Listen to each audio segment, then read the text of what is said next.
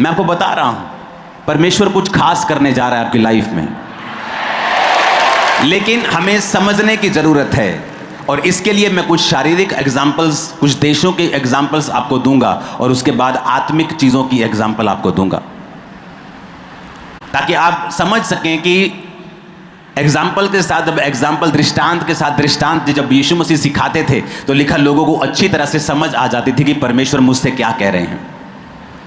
और दूसरा वचन जो आप लोगों के लिए है वो उसके बाद मैं दूंगा आपको, अगर टाइम बचा तो आपकी लाइफ कैसी भी हो, आपका कद छोटा हो, आपका रंग काला हो, एनीथिंग जो आपको लगता है कि मेरी लाइफ में ये सेटबैक है, मेरी लाइफ में ये फेलियर है, मेरी लाइफ का ये नेगेटिव पॉइंट है, इसकी वजह से शायद मैं बरकत नहीं पा रहा हूं, शायद मैंने गलत लाइन चुन ली है, इसकी वजह से अब मैं सफर कर रहा हूं, शायद मैंने कुछ गलत कर दिया है, अब मैं उसे खत्म नहीं कर सकता हूं, मैं कारपेंटर बन गया हूं, काश मैं इलेक्ट्रिशियन होता, अब मैं इलेक्ट्रिशियन सीख नहीं सकता, मेरी उम्र 50 साल हो गई है। यह भी एक कारण नहीं है आपके फलवंत ना होने का। और दूसरा वचन मैं आपको दूंगा जिसमें परमेश्वर ने यह वायदा किया है योएल नबी की पुस्तक में कि अगर तू तौबा करेगा और मेरे पीछे आएगा और याजक तेरे लिए प्रार्थना करेंगे और तू प्रार्थना करके अपने मन को फाड़ के परमेश्वर के सामने आएगा, तो एक वायदा बड़ा जबरदस्त है बाइबल में। वो वायदा ये है, परमेश्वर ने कहा कि जो तेरी पास्ट की प्रॉब्लम्स हैं, तेरे पास्ट की हानि है, नुकसान हुए तेरे पास्ट में, कुछ लोगों के लव्ड वंस मर जाते हैं, वो सारी उम्र डिप्रेशन में जीते हैं और खुद भी हार्ट की प्रॉब्लम से मर जाते हैं, स्ट्रोक से मर जाते हैं, चिंता में मर जाते हैं। कुछ लोगों को बिजनेस पे अटैक होता है, वो इस चिंता में अपनी सारी जिंदगी बिता देते हैं और कभी ऊपर नहीं आ पाते। लेकिन परमेश्वर ने हमसे एक वायदा किया है, परमेश्वर ने हमसे कहा है कि जितनी हानि टिड्डियों ने की थी मैं वो सब हानि तुझे भर दूंगा। यानी कि परमेश्वर में एक आस है। क्या आस? कि आपकी बैकग्राउंड कैसी भी हो, प्रेजेंट कैसा भी हो, लाइफ में कैसी भी सिचुएशन हो, आप कहीं अधिक ऊपर और आशीषित हो सकते हैं और ऊपर जा सकते हैं। दूसरा, कुछ लोग ये समझते हैं कि मैं ऊपर जाके कैसे जा सकता हूं, क्योंकि मेरी लाइफ की जो घटनाएं हुई हैं मेरे साथ, जो मेरे साथ मेरे नाल जड़ा वापरिया, जो मेरे साथ हुआ है वो मैं कभी भूल नहीं सकता। आपके लिए भी एक वचन है और परमेश्वर ने कहा है बाइबल में, हम योएल नबी की पुस्तक को पढ़ेंगे, उसका 2 अध्याय, उसकी 12 से लेकर 29 आयत तक हम पढ़ेंगे। जिन लोगों को लगता है कि उनकी लाइफ में कुछ ऐसा हो गया है कि इससे वो उबर नहीं सकते,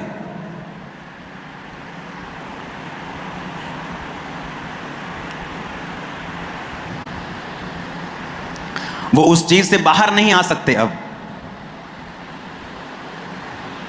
25 आयत में लिखा, जिन वर्षों की उपज अरबे नामक टिड्डियों और यलेक और हसील और गजाम नामक टिड्डियों ने, अर्थात मेरे बड़े दल ने, जिसको मैंने तुम्हारे बीच भेजा, खा ली थी, उसकी हानि मैं तुमको भर दूंगा। यह वचन अभी पूरा पढ़ूंगा मैं, लेकिन ध्यान से समझो। परमेश्वर कहता है कि जो हानि मैंने भेजी थी, क्योंकि तुम दूर थे, तुमने तौबा नहीं की थी, तुम परमेश्वर से दूर थे,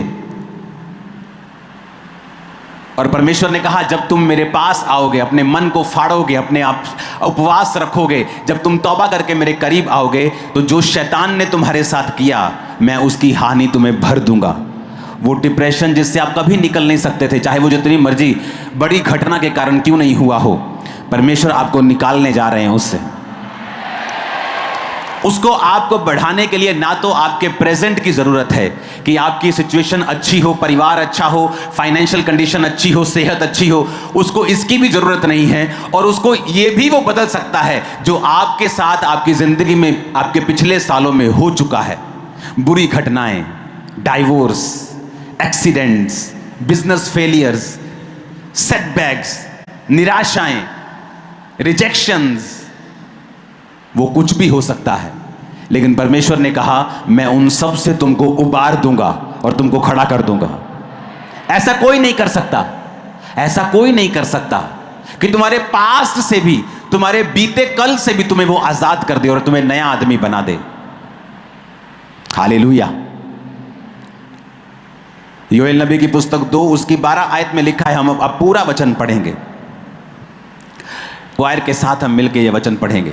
तो भी यहोवा की यह वाणी है कि अभी भी सुनो और उपवास के साथ रोते पीटते अपने पूरे मन से फिरकर मेरे पास आओ। मैं 1 2 3 पढ़ूंगा, आज चर्च के साथ पढ़ते हैं। 1 2 3 सब पढ़ेंगे। तो भी यहोवा की यह वाणी है, अभी भी सुनो, उपवास के साथ रोते पिटते अपने पूरे मन से फिरकर मेरे पास आओ। अपने वस्त्र नहीं, अपने मन ही को फाड़कर अपने परमेश्वर यहोवा की ओर फिरो, क्योंकि वह अनुग्रहकारी, दयालु, विलंब से क्रोध करने वाला, करुणाकारी, दयालु, विलंब से क्रोध करने वाला, करुणा निधान और दुख देकर पछताने हारा है। उसने कहा अपने मन को फाड़कर परमेश्वर के सामने आओ, क्योंकि वो अनुग्रहकारी और विलंब से क्रोध करने वाला है। 17 आयत में लिखा है, याजक जो यहोवा के टहलुए हैं आंगन और वेदी के बीच में रोकर कहें, अपनी प्रजा पर तरस खा। हालेलुया। 21 आयत में लिखा है, देश तू मत डर, तुम मगन हो, तू आनंद कर, क्योंकि यहोवा ने बड़े बड़े काम किए हैं। हे मैदान के पशुओं मत डरो, क्योंकि जंगल में चराई होगी, वृक्ष फलने लगेंगे, अंजीर का वृक्ष दाखलता अपना बल दिखाने लगेगी। हे सय्योन के लोगों, अपने परमेश्वर यहोवा के कारण मगन हो और आनंद करो, क्योंकि तुम्हारे लिए वह वर्षा अर्थात बरसात की पहली वर्षा बहुतायत से देगा और पहले के समान अगली और पिछली को भी बरसाएगा। तब खलिहान अन्न से भर जाएंगे, रस कुंड नए दाख मधु ताजे तेल से उमड़ेंगे। जिन वर्षों की उपज अरबे नामक टिड्डियों, यलेख, हासील और गाजाम नामक टिड्डियों ने अर्थात मेरे बड़े दल ने जिसको मैंने तुम्हारे बीच भेजा खा ली थी, उसकी हानि में तुम्हें भर दूंगा। तुम पेट भर खाओगे और तृप्त होवोगे और अपने परमेश्वर यहोवा के नाम की स्तुति करोगे, जिसने तुम्हारे लिए आश्चर्य के काम किए हैं। मेरी प्रजा की आशा फिर ना टूटेगी। सब बोलो आमीन। और फिर वो कहता है कि उन बातों के बाद मैं सब प्राणियों के ऊपर अपना आत्मा उंडेल दूंगा। यानी ये सिर्फ आत्मिक रेस्टोरेशन के बारे में परमेश्वर बात नहीं कर रहा, क्योंकि वो दिन अभी हैं, अंत के दिनों में वो अपना आत्मा सब मनुष्यों के ऊपर उंडेल देगा। परमेश्वर आपको कॉल कर रहा है कि अगर तेरी लाइफ में ऐसी घटनाएं हुई हैं जिसका तू कुछ नहीं कर सकता, तेरे पास्ट को तू बदल नहीं सकता, उन बुरी घटनाओं को तू चेंज नहीं कर सकता, लेकिन मैं कर सकता हूं। परमेश्वर ने कहा, मैं उन सब का नुकसान तुझे भर दूंगा अगर तू मेरे पास आएगा तो।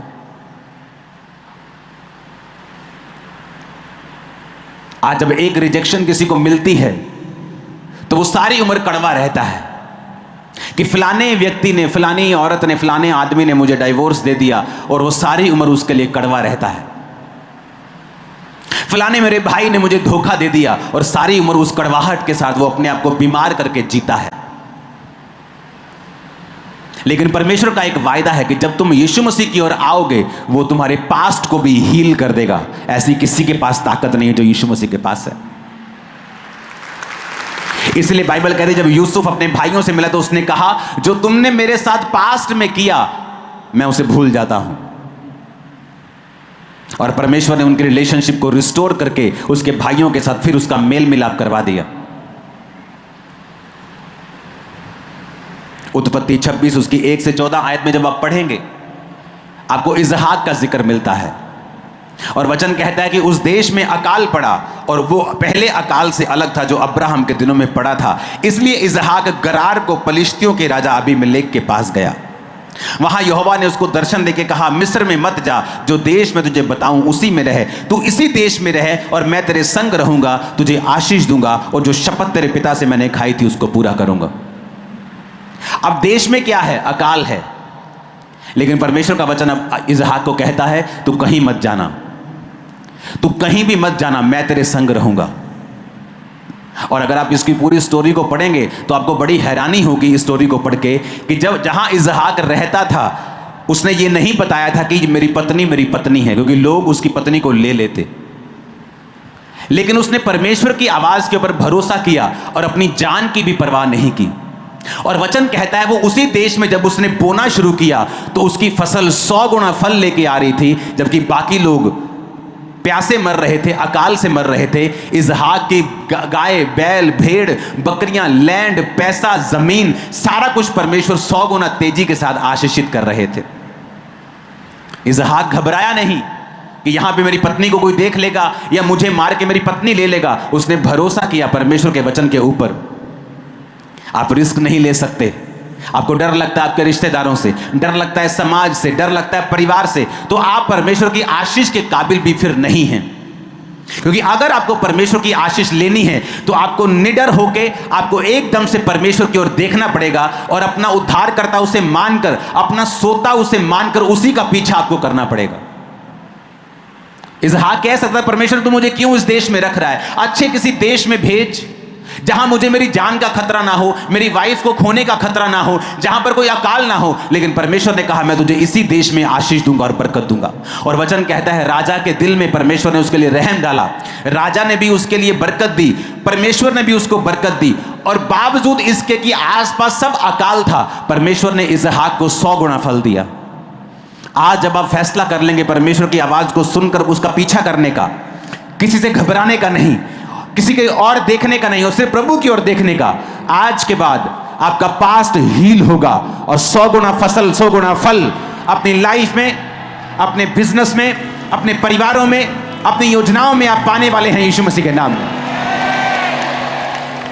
मैं आपको बता सकता हूं, कोई मायने नहीं करता अकाल आपके देश में, आपके काम में, आपके बिजनेस में कितना बड़ा है।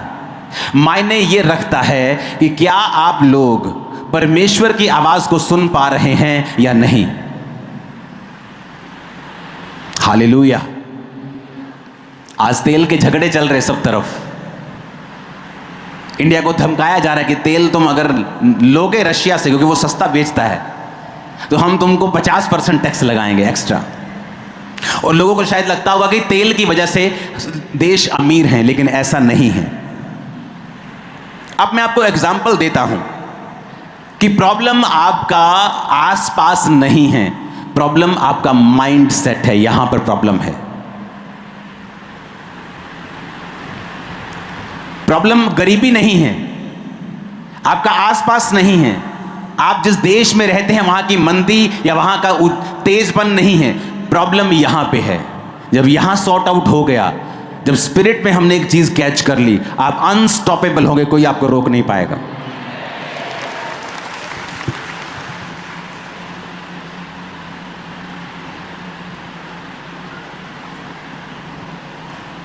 आप जिस नक्शे को देख रहे हैं सामने आपकी स्क्रीन पे, ये दुनिया का मैप है। और जहां पर आप नीला नीला देख रहे हैं, इन देशों के पास तेल है, पेट्रोलियम है। जहां नीला नीला दिख रहा है, ये नीला दिख रहा है, ये नीला दिख रहा है, ये नीला दिख रहा है। हाँ, तुम्हारा ये चल नहीं रहा है, ये नीला दिख रहा है।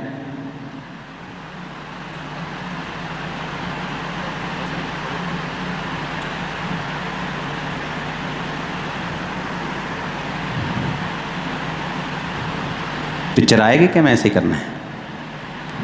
ये आज पहला दिन है, इसका सेटिंग हो जाएगी इसकी। ये मैंने आप लोगों के लिए मंगवाया आज 1 घंटे पहले, सिर्फ कि मुझे लोगों को कुछ खास चीज़ समझानी है। बस छोड़ दो यार, नहीं चल रहा तो कोई बात नहीं, चल रहा तो चला,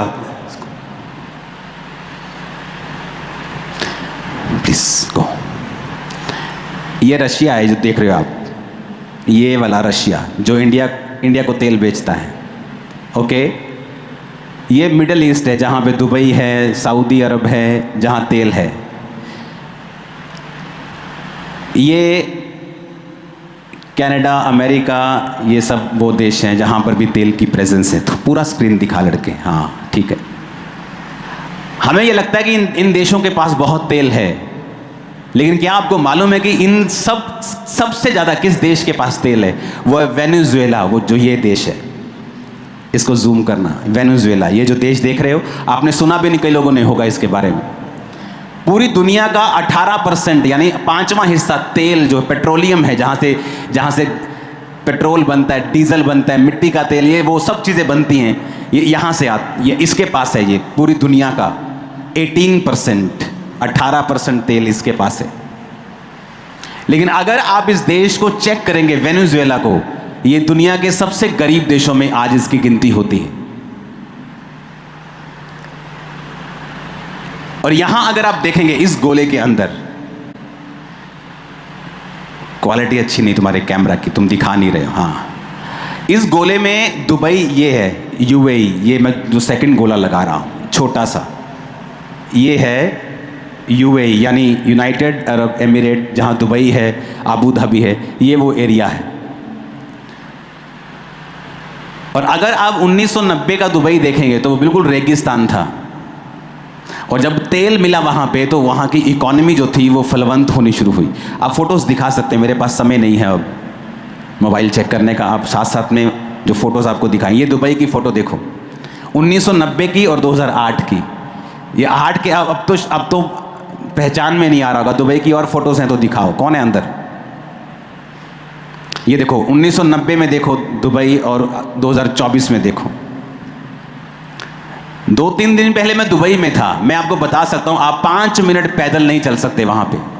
5 मिनट पैदल नहीं चल सकते, इतनी गर्मी छोटी चीज़ है।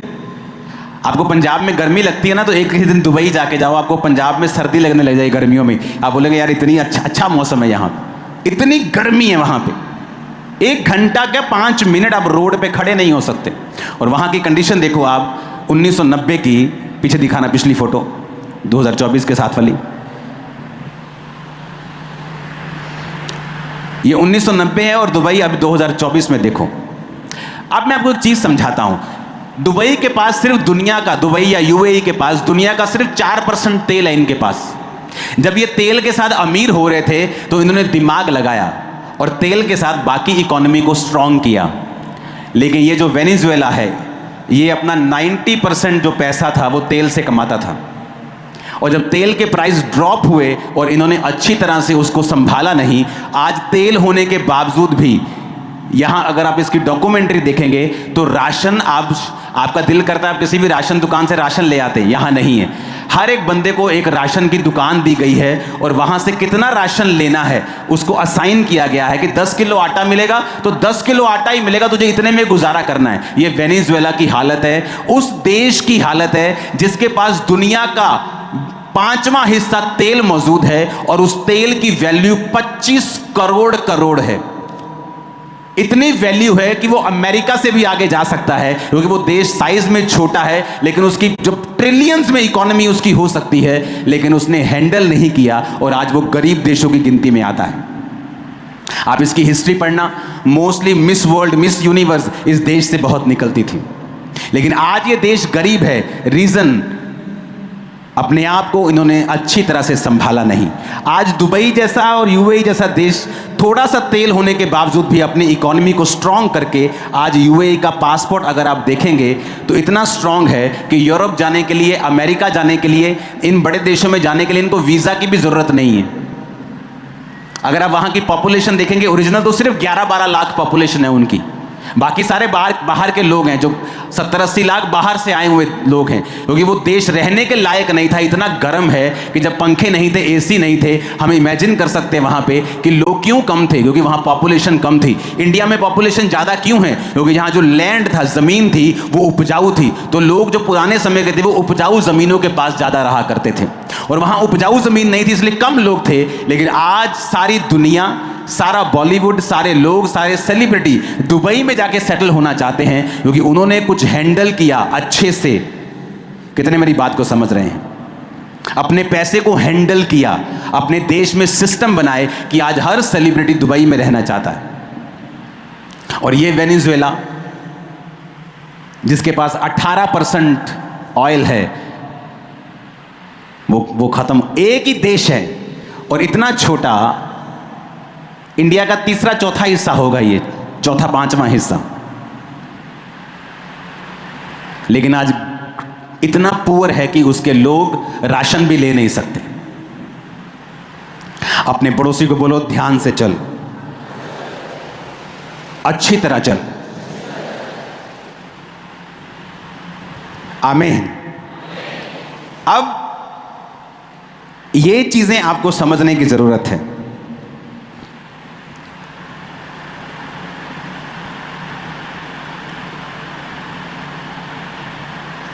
कि ऐसा क्यों? अपने पड़ोसी को बोलो मिस हैंडलिंग, या जो तुम्हारे पास है उस पर ध्यान ना देना और सब गड़बड़ कर देना। फिर से बोलो अपने पड़ोसी को, जो तेरे पास है उस पर ध्यान दे। आमीन। 8 नंबर फोटो को दिखाना। ये जो फोटो अभी आप देखोगे, आप इमेजिन नहीं कर सकते कौन सा देश है। 9 नंबर फोटो को दिखाना। ये भी सेम देश है। 10 नंबर को दिखाना। ये देश है साउथ कोरिया। 1960 में सबसे गरीब देशों की गिनती में साउथ कोरिया आता था। 11 नंबर पिक्चर दिखाना। आज ये है साउथ कोरिया। और मैं आपको कारण बताता हूं। आज साउथ कोरिया का पासपोर्ट, 2 नंबर फोटो को हम देखेंगे, दुनिया का सबसे स्ट्रांग पासपोर्ट सिंगापुर का है और दूसरे नंबर पे साउथ कोरिया का है। अगर साउथ कोरिया के आदमी को यूएस से यूरोप कहीं जाना है तो उनको ETA लेना पड़ता है। जस्ट इंटरनेट पे इंफॉर्मेशन अपनी डालनी पड़ती है एम्बेसी को, उनको वीज़ा लेने की ज़रूरत नहीं पड़ती। वो देश जो गरीबी में थे, स्लम्स में थे, और जब उन्होंने, और कितना है ये साउथ कोरिया, सिर्फ इसका साइज पंजाब और हरियाणा को अगर हम मिला दें तो इतना साइज है उस देश का। UAE का दुबई, जो आप दुबई देश बोलते हो वो UAE है, उसका साइज कितना है? पंजाब से भी छोटा है। इसका मतलब क्या कि आपके पास सब कुछ है वेनेजुएला की तरह, तो भी आप कंडीशन बुरी हो सकती है। लेकिन अगर आपके पास एक्सट्रीम सिचुएशन है, पूरी धूप है, पूरा एक भी पत्ता नहीं उगता, फिर भी आप दुनिया के दूसरे तीसरे नंबर पे आ चुके हैं। कारण क्या? उसी तरह क्रिश्चियंस हैं, उनके पास पावर है, वर्ड ऑफ गॉड है, बाइबल है, कभी खोली नहीं।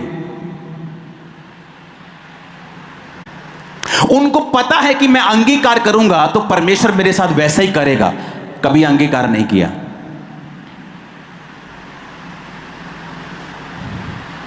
फिर आप उस देश की तरह हैं जिसके पास सब भंडार तो हैं पर उसे इस्तेमाल करने नहीं आए, और वो देश जो सबसे अमीर हो सकता था सबसे गरीब हो गया। वो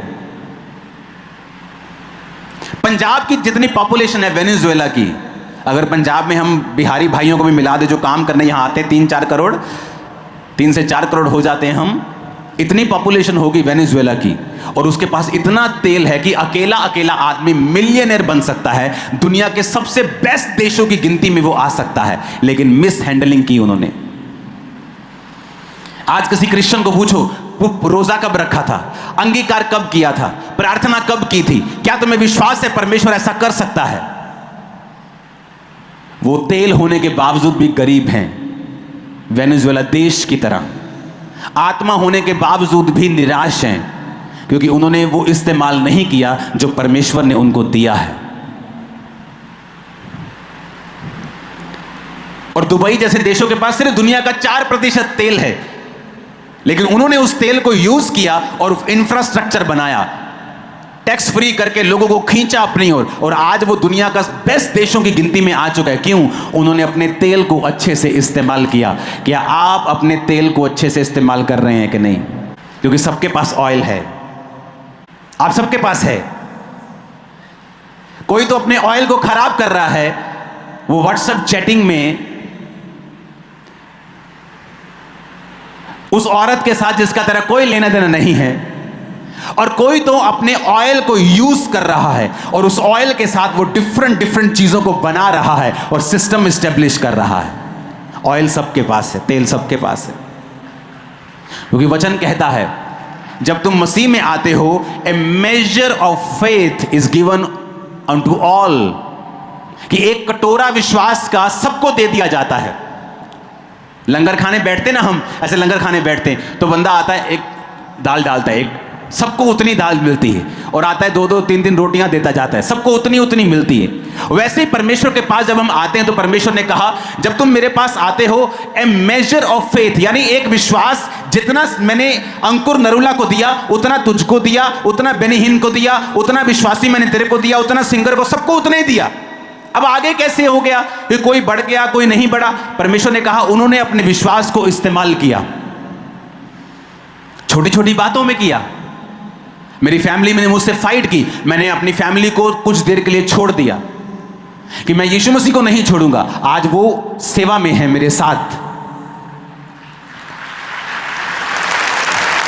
तो मैंने अपने विश्वास को इस्तेमाल, उस समय मैं डर सकता था अपने दोस्त की तरह, वो डर के चला गया, दुकान ना छिन जाए, मेरी फैमिली मुझसे दूर ना हो जाए। और सचमुच फैमिली दूर हो गई, मर गए सारे जवानी में ही।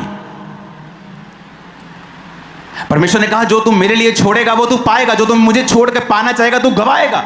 हमें सब तो बताया है परमेश्वर ने।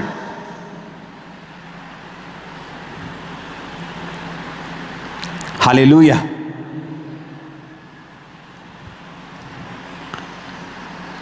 वेनेजुएला के पास इतना तेल है कि अगर उसके ढेर लगा दो पैसे के तो बड़े बड़े देशों को झुका देगा वो, इतना तेल है उसके पास। और ये नहीं कि तेल है तो अभी खत्म हो गया, अभी यूज नहीं किया तो किसी और ने, अभी भी है उनकी जमीन में। जाओ पढ़ लेना इसके बारे में। ये है वेनेजुएला, ये देश। आज यहां पे रोटी नहीं खा सकते लोग, रोटी खानी मुश्किल है आज।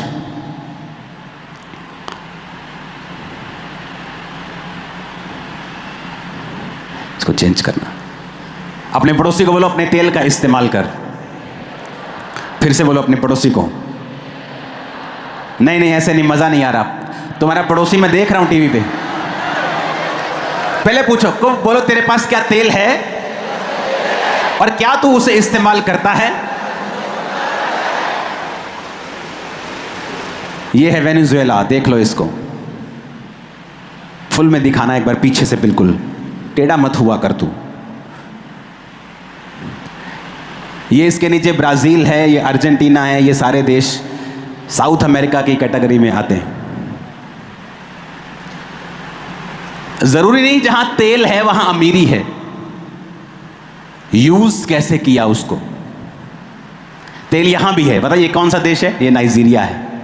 ये पूरा अफ्रीका है। अफ्रीका में बहुत कम तेल है किसी किसी के पास, ये नाइजीरिया है। जिन जिन के पास यहाँ तेल है, अल्जीरिया और भी देश हैं, ये मोरक्को है साइड में, यहाँ पुर्तगाल शुरू होता है, इनके पास भी तेल है लेकिन ये उसका फ़ायदा नहीं उठा पाए करप्शन की वजह से। और सबके पास देखो, सबसे डार्क ये है, सबसे डार्क ये है, देखो सबसे डार्क, इसके पास 300 बिलियन बैरल, 300 के बाद 9 जीरो लगेंगी। और एक बैरल $100 का भी अगर आप लगाओ, 70, 80, 100 का भी लगाओ, तो आप लगा लो 25 करोड़। इतना पैसा है कि सारा खत्म कर देंगे, पूरी दुनिया का राशन खरीद के दुनिया के टॉप पे, सिर पे जाके बैठ सकते हैं, लेकिन कुछ नहीं कर पा रहे। और ये रशिया जिसको हम बोलते हैं बहुत तेल है, रशिया के पास ज़्यादा तेल नहीं है। कनाडा के पास ज़्यादा तेल है, यूए इधर सऊदी अरेबिया में ज़्यादा तेल है। लेकिन क्या तुम अपने तेल को यूज़ करते हो कि नहीं? बात ये है, तुमने अपने तेल का किया क्या? किसी ने तो अपने तेल को अब्यूज किया और उसे बाद में उसका असर हुआ। और किसी ने अपने अनॉइंटिंग को, तेल को बड़े तरीके से इस्तेमाल किया और उससे उसने चीज़ों को स्थापित किया। आज वो यूएई दुनिया का टॉप देश बन चुका है। पासपोर्ट उसका नंबर 2, नंबर 3 पे आ जाएगा, इस लेवल का वो जा रहा है। जब हम यूरोप में थे तो बहुत सारे यूएई रेजिडेंट्स को हमने वहाँ देखा, दुबई के लोगों को देखा, क्योंकि उनको वीज़ा लेने की ज़रूरत नहीं पुर्तगाल में। जब दिल करता है, गर्मी लगती, फ्लाइट पकड़ते यूएई वाले चले जाते हैं। और किसी देश में उनकी हालत, किसी टाइम उनकी हालत आप देखो, फिर से दिखाओ 2024 और 1990 दुबई की फ़ोटो को दिखाओ। ये है दुबई 1990 में। और क्या होता है 1990? हम स्कूल में थे 1990, कोई बहुत बड़ी बात नहीं है 1990। कोई, मैं 1890 की बात नहीं कर रहा हूँ, 1990 देखो आप, बहुत बड़ी बात नहीं है 1990। और आज देखो 2024 देखो और 1990 देखो, जमीन आसमान का फर्क है। क्यों? ऑयल को यूज किया। तो प्रभु पता क्या कहता है? कहता है मूर्खों, एक शारीरिक आदमी को, एक शारीरिक देश को अपने तेल का जिसको इस्तेमाल करना आता है वो सबसे ऊपर जा सकता है। क्या तुम्हें अपने तेल का इस्तेमाल करना नहीं आता? अगर आता है तो तुम्हें ऊंचा ले जाने के लिए तैयार है और सबसे बेस्ट देने के लिए तैयार है। आमीन साथ चाहिए और खड़कने वाले चाहिए चर्च।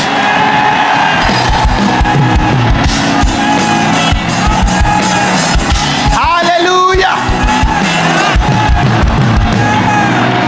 तुम आम नहीं हो, तुम्हारे अंदर ऑयल है। और दूसरी बात, ये ऑयल को तुम बढ़ा सकते हो, ये ऑयल को, तेल को तुम बढ़ा भी सकते हो। यीशु मसीह के नाम में बढ़ेगा तुम्हारी लाइफ में। आमीन। अपने तेल को खराब मत होने देना, इसका मिसयूज मत करना, लोगों में से बेचना नहीं। हालेलुया। क्योंकि एक समय वेनेजुएला तेल बेच बेचकर अपने खाने पीने के और लग्जरी चीजें मंगाया करता था। लग्जरी लाइफ जीते थे वहां के लोग, क्योंकि तेल बेच बेच के लग्जरी चीजें मंगाते थे। आज खाने के वांदे कहते ना हो गए, आज वो हाल है। इसलिए पास्टर्स को मैं बोलता हूं कि मत बेचो अनॉइंटिंग को, मत सेल करो इसे, क्योंकि एक समय आएगा जब तुम नीचे की कैटेगरी में हो जाओगे। आज तो बड़े मजे आ रहे हैं, ले हैंड का 50,000 आ रहा है, 1 लाख आ रहा है, लेकिन कल मजे खत्म हो जाएंगे।